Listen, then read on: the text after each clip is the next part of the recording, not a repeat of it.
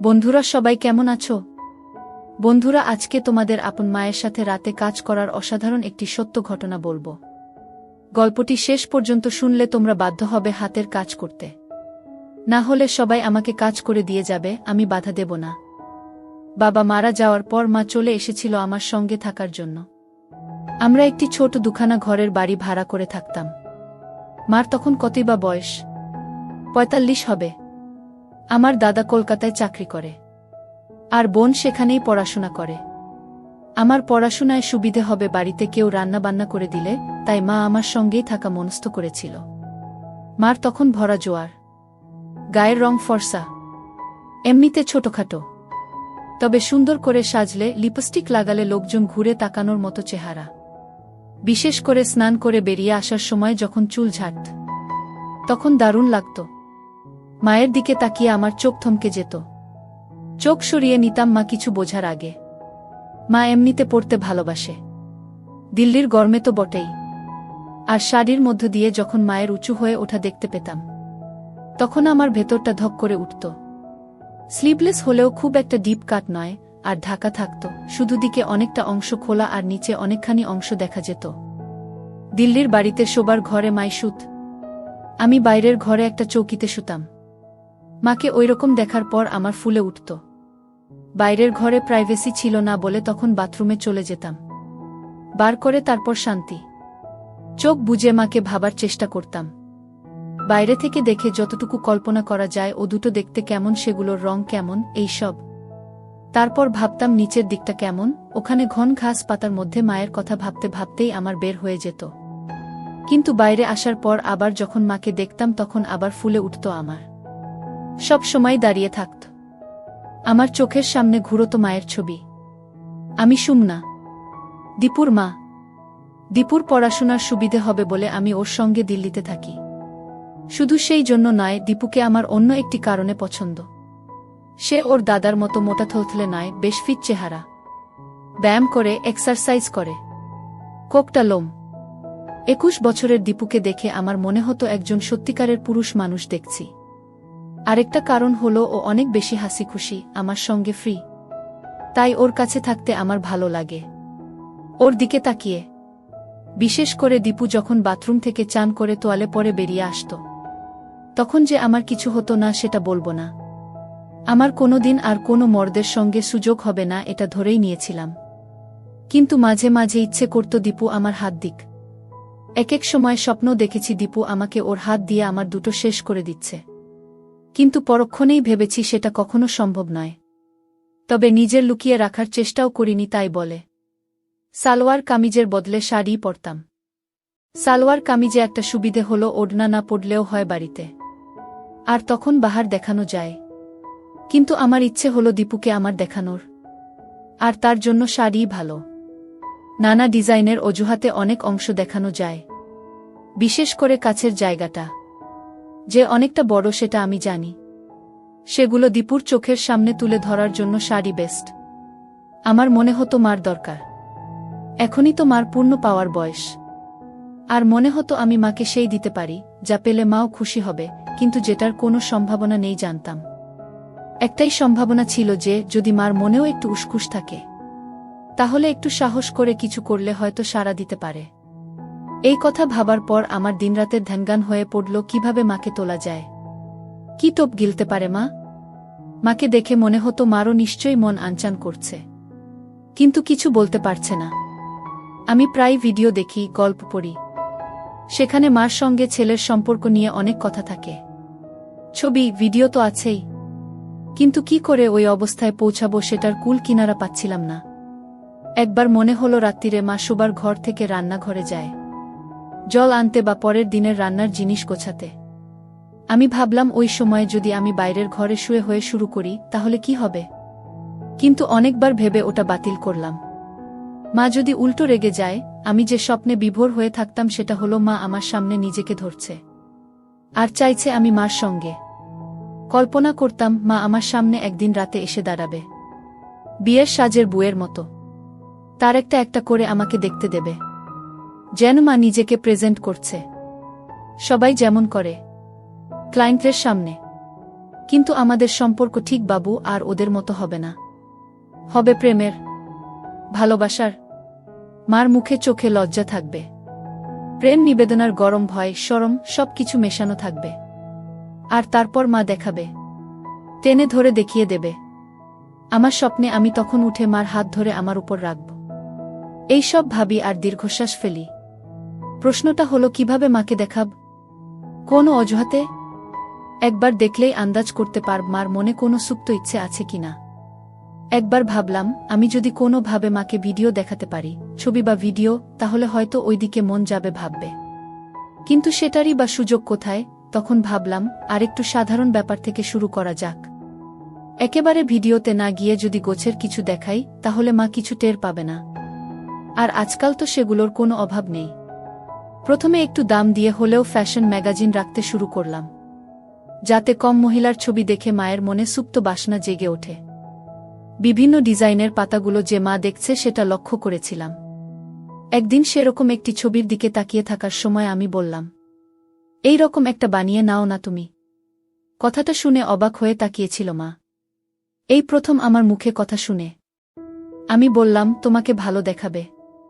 ছবিটা কাছে টেনে নিয়ে দেখলাম ছবি, কিন্তু অংশটা বেশ কিছু কাটা, আর দিকটাও লোকাট। আমি বললাম, তোমার পড়তে ইচ্ছে করছে। দীপু ওই ম্যাগাজিনগুলো আনতে শুরু করায় আমি খুব খুশি হয়েছিলাম। হয়তো দীপুও আমার দেখতে চায়, কাছে আসতে চায়, একটা অজুহাত খুঁজছে এমন মনে হয়েছিল। আমি দীপুর সামনে বসেই পাতাগুলো ওল্টাতাম যাতে ওর নজরে পড়ে। এই ছবিটা আমি অনেকক্ষণ ধরে দেখছিলাম, তাই সে কাছে এসে বলেছিল, এরকম পড়তে চাই কি না। দীপুর কথা শুনে মনে হয়েছিল দীপুকে আমার দিকে টানার চেষ্টা করব, ওকে তুলব। মা ছেলের মধ্যে সম্পর্কের সংস্কারটা একটা দূরত্ব আনবে ঠিকই, কিন্তু যদি ঠিক ঠিক কাজ করে যাই, তাহলে হয়তো সে আমাকে মা নয়, একজন মহিলা হিসেবে ভাবতে পারে। মহিলাও না, আমি সেই মুহূর্তে চাইছিলাম দীপু আমাকে একজন নষ্ট মেয়ে ভাবুক, যাতে তার মনে কথা জড়ো হয়। এই সব ভেবে আমার শক্ত হয়ে যেত, আর ভাবতাম কখন সেখানে দীপুর আঙুলের পাব। মা আমতা আমতা করে বলল, জাহি কি বলছিস, লোকে কি বলবে? আমি বললাম, কেন, লোকে বলার কি আছে? তোমার কি এমন বয়স? দেখো, এরকম ভালো লাগবে। কথাটা শুনে মা লজ্জা পেল, মুখ লাল হয়ে গিয়েছিল এক মুহূর্তের জন্য, ধ্যাত বলে ছেড়ে দিয়েছিল। কিন্তু আমি ছাড়িনি। আমি বললাম, তোমাকে বানিয়ে দেব, ওটা হবে আমার গিফট। তারপর বললাম, চলো ওরকম একটা শাড়ি কিনে আনি। মা বলল, ও বাবা, আমি ট্রান্সপারেন্ট শাড়ি পরে বেরোতে পারবো না। আমি বললাম, ঠিক আছে, বাইরে পড়তে হবে না, কিন্তু তুমি একেবারে সাজবে না সেটা হয় না। তুমি একটু সাজুগুজু করলে তোমার মন ভালো থাকবে, এতে লাভ হয়েছিল।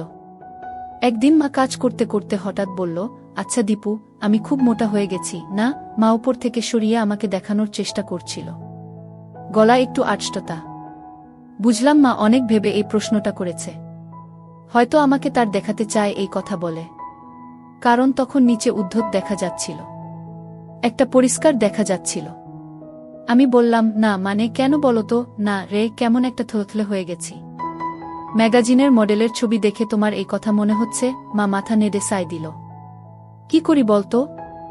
কি আবার? এক্সারসাইজ করো, ওটা তো জমেছে, চলে যাবে। কি এক্সারসাইজ করব বলতো? আমি ওই জিম টিমে যেতে পারবো না। ঘরে বসে কিছু করলে কমবে? ঘরে বসেই তো আমি এক্সারসাইজ করতে পারো তো। এই বলে ভাবলাম একটা সুযোগ নেই। বললাম, কিন্তু তার জন্য অন্য জামা পরতে হবে, পরে তো আর ওসব করতে পারবে না। কি জামা? আমি সাহস করে বললাম, তাহলে পায়ে শাড়ি জড়িয়ে যাবে না? কথাটা উচ্চারণ করার সময় আমার রক্ত গরম হয়ে উঠেছিল। আমার হাত রেখে মার দুটো দেখানোর ভঙ্গিতে বললাম, এগুলো শক্ত করে আটকে রাখতে হবে তো। মার বোধহয় কথা মনে ধরেছিল, কাছে এসে বলল, কোথায় কিনি বলতো? আমি বললাম, এগুলো তো অনলাইনেই পাওয়া যায়, এখান থেকেই অর্ডার করে দিচ্ছি। বলে ল্যাপটপটা কাছে আনলাম, পাশে বসার ইঙ্গিত করে বললাম, এখুনি করে দিচ্ছি। মা যেন লজ্জা পেল একটু, বলল, না না, আমি নিজে কিনে নেব। কিন্তু কোনো দোকানে পাবো রে? দূর, কোথায় খুঁজতে যাবে? সব দোকানে পাবেও না, এখুনি হয়ে যাবে, এসো। শুনে মা কাছে এসে বসল। আমি অনলাইন স্টোরসের সাইট খুলে সার্চ করলাম। মডেলদের ছবি ফুটে উঠল, নানান ভঙ্গিতে পোজ করা। যেন খুব সাধারণ কথা বলছি সেই ভঙ্গিতে বললাম। মা একটু থতমত খেয়ে গেল এই ডিরেক্ট প্রশ্নে। তারপর আমার দিকে না তাকিয়ে বলল। আমি সুযোগ বুঝে একবার মার দিকে তাকিয়ে নিলাম। কোনো দরকার ছিল না, তবু মাকে বোঝাবার জন্য যে আমি মার দেখতে চাই। মা টের পেয়ে গুছিয়ে বসল, কিন্তু ঠিক পরের মুহূর্তেই মা হাত তুলে চুলে দিতে লাগল, আর আমি মার সব পরিষ্কার দেখতে পেলাম। তখন আমার গরম হয়ে গিয়েছিল। মা যে ভঙ্গি করছে সেটা স্পষ্ট বুঝতে পেরেছিলাম। মনে মনে ভাবলাম, দাদাও দেখাচ্ছি তোমায়। এই প্রথম মাকে প্রেমিকার রূপে ভাবলাম। তোমার ব্যবস্থা করছি আমি এবার আর চোখ সরিয়ে নিলাম না। যতক্ষণ পারি নির্লজ্জের মতো মার দেখলাম। একবার মার সে অঙ্গে দৃষ্টি বিনিময় হল। দেখলাম মা তখনও চুল ঠিক করার ভান করে মেলে ধরেছে আমার সামনে। আমি ইচ্ছে করেই ছেনালিপনা করেছিলাম। আমি চেয়েছিলাম দীপু ভালো করে দেখুক আর জানুক যে আমি সেটা উপভোগ করছি। আমি চাই দীপু বুঝে নিক যে আমার দিকে তার চাহনি আমার ভালো লাগে। দীপু যখন আমার দিকে হা করে তাকিয়েছিল, আমি আর চোখে দীপুর দিকে তাকিয়েছিলাম। দেখেছিলাম সেখানে একটা বলিষ্ঠ রয়েছে। সেটা দেখতে পেয়ে আমি আমার হাত আরও কিছুক্ষণ উপরে রেখেছিলাম। আমি তাকিয়ে আছি দেখে মা হেসে জিজ্ঞেস করল, কি বিশ্বাস হচ্ছে না? অত দেখতে হবে না। আমার মুখে কথা সরছিল না। বললাম, তোমার যা সুন্দর লাগছে না, একই কথা বলে যাচ্ছে শুধু। কোথায় আমার আরেকটু ভালো হবে সেটা না, একটু চাইছি এক্সারসাইজ করার কথা। আর ছেলে শুধু ভালো বলেই যাচ্ছে। ওরকম কথায় ভালো না বেশে সত্যি সত্যি একটু সাজেশন দে তো দেখি। তারপর বলল, আচ্ছা শুনেছি নাকি নাচ প্র্যাকটিস করলে কমে? সবাই বলে বেলি ড্যান্সিংয়ের কথা, কমে যায় নাকি? আর নাচটাও শেখা হলো? কি বলিস তুই? আমি জানতাম দীপু লুকিয়ে লুকিয়ে ড্যান্সিংয়ের ভিডিও ক্লিপ দেখে, তাই এই কথা তুলেছিলাম। ড্যান্সিং শিখলে আমার দুটো লাভ ভালো হবে, আর দীপুকে দুলুনির নাচ দেখিয়ে আমার দিকে আকৃষ্ট করব। কোনো মেয়ে যদি নিয়ে কম কাপড় পরে ড্যান্সিং করে দেখায়, তাহলে যে কোনো পুরুষ ঘায়েল হতে বাধ্য। এর মতো নাচ পৃথিবীতে নেই। আর এতে কম পড়ার হাজার অবকাশ আছে, অজুহাত আছে। এমনকি আমি তো কল্পনাও করেছি এক সময় ড্যান্সিং এর নাচ দেখাতে দেখাতে দীপুর সামনে একটা একটা করে করে দেখাবো, একসেট হয়ে নাচব। তখন কি আর আমাকে ছাড়া ওর আর কোনো গতান্তর থাকবে? আমি তো মনে মনে কস্টিউমগুলোও ভেবে রেখেছি। পায়ের দিকটা স্লিট করা থাকবে যাতে দেখা যায়, আর দিকটা যত হয় তত ভালো। আমার কত দিনের ইচ্ছে একের পর এক দীপুর সামনে নিজেকে দিই।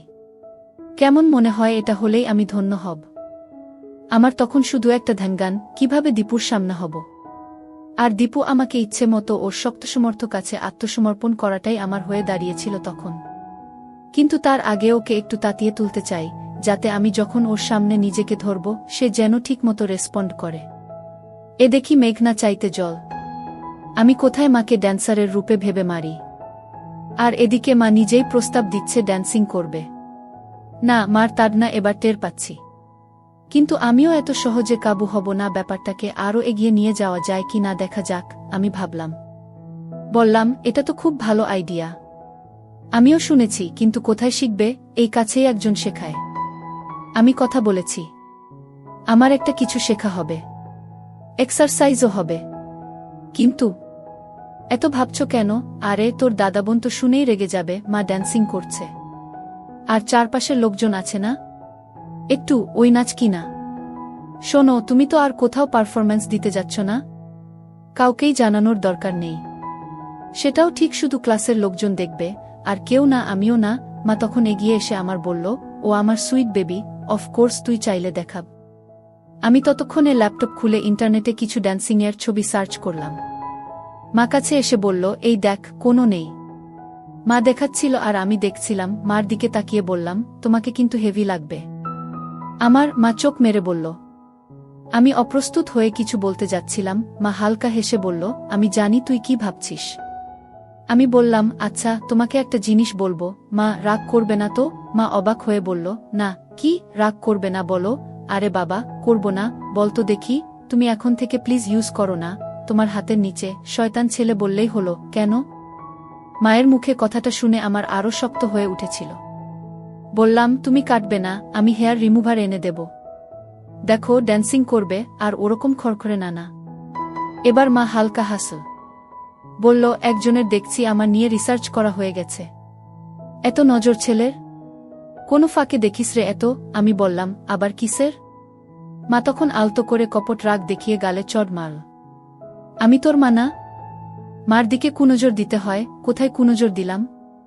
আমি মজা করার চেষ্টা করলাম, শুধু নজর দিয়েছি, ব্যাস। তারপর বললাম, রাগ করলে? আমি জানতাম মা ইচ্ছে করেই করছে, তবু ভান করলাম কিছু জানি না। না রে বাবা, আমাকে দেখার লোক বলতে তো একমাত্র তুই আছিস। কিন্তু আমি ওসব ইউজ করব না যদি না তুই কিনে দিস। আমি এখুনি নিয়ে আসব বললাম। আমি চাই না তুমি কখনো, তোমার ওখানের স্কিন খারাপ হয়ে যাবে, শক্ত খড়খড়ে হয়ে যাবে। তারপর গলা আরও নরম করে বললাম, প্লিজ দেখো, তোমার নিজেরই ভালো লাগবে। সন্ধেবেলা জিজ্ঞেস করেছিল, মা আলতো করে জানালো, হ্যাঁ। আমি ভঙ্গিতে বললাম, আর কখনো ওসব ইউজ করবে না। তোমার নিজের ভালো লাগছে না? তারপর বললাম, একটু জ্বালা করছে, তাই না? মা যখন বলল, হ্যাঁ করছে, তখন মার কাছে গিয়ে হাতে একটু হাত দিয়ে বললাম, ওই একটু সহ্য করো, ব্যাস। আমার তখন খুব ইচ্ছে করছিল তুলে দীপুর সামনে দাঁড়াই, ও দেখুক, কাছে আসুক, কিন্তু লজ্জা পেয়ে পারিনি, কারণ জানতাম আরও সুযোগ আসবে। এও জানতাম যে দীপু এখন আমাকে শিকার করার ধান্দায় আছে, আর আমি শিকারীর কাছে এত সহজে ধরা দেব না ঠিক করেছিলাম। যত উঠতে পারি তত শিকারের খেলা জমবে।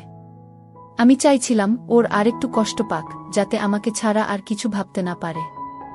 এরপর একদিন মা ড্রেসিং টেবিলের সামনে বসে চুল আঁচড়াচ্ছিল। আমি পেছন থেকে মার কাঁধে হাত রেখে বললাম, চলো তোমার চুলের স্টাইল বদলাই, একটু অন্যরকম করে কাটিয়ে এসো, আর একটু ডাইও করিয়ে নাও, কয়েকটা জায়গা শুধু, ভালো লাগবে। আর এই নাও তোমার জন্য একটা লিপস্টিক এনেছি, বলে মায়ের ফেভারিট রঙের একটা লিপস্টিক হাতে তুলে দিলাম। দেখলাম মা খুশি হয়েছে। সেদিনই গিয়ে চুল কাটিয়ে স্ট্রেট করিয়েছে। ঘরে ঢুকতেই আমি বললাম, দেখেছ কি সুন্দর লাগছে? বলেছিলাম না? শুনে মা লজ্জা পেল। বলল, সত্যি? আমি কাছে গিয়ে বললাম, আমি এমনি এমনি বলছি নাকি? কতজন তোমার দিকে তাকিয়েছিল রাস্তায় বলো তো? মা আমার কথা শুনে আরও লজ্জা পেয়ে ভেতরে চলে গিয়েছিল। কয়েক মাস পরের কথা। মা রেগুলার ড্যান্সিং ক্লাসে যায়। একদিন বলল, আমি একটা হিন্দি গানের সঙ্গে নাচ শিখেছি, ঠিক ড্যান্সিং না, তবে ওই রকম, তোকে দেখাবো। অফকোর্স। আমি তো এক পায়ে খাড়া। বললাম, কস্টিউম কোথায় পেলে? না রে, ওগুলো পরে কিন, খুব দাম। এই নাচটা করব। দাঁড়া, হিল জুতো পরে আসি। মা, তুমি হিল জুতো পরছো আজকাল? বাহ! হিল জুতা পরে নাচতে গিয়ে মা পড়ে যেতে গেল। আমি তাড়াতাড়ি মাকে গিয়ে ধরল। মা অঙ্গতা বসত, আমার হাত লেগে গেল, সাথে সাথে আমার শক্ত হয়ে গেল। কিন্তু এ কি? মা কিছু বলছে না কেন? তার মানে কি মাও রাজি? আমি প্ল্যান করে ফেললাম, আজকেই ঠাকুর ডুবানোর উত্তম সময়।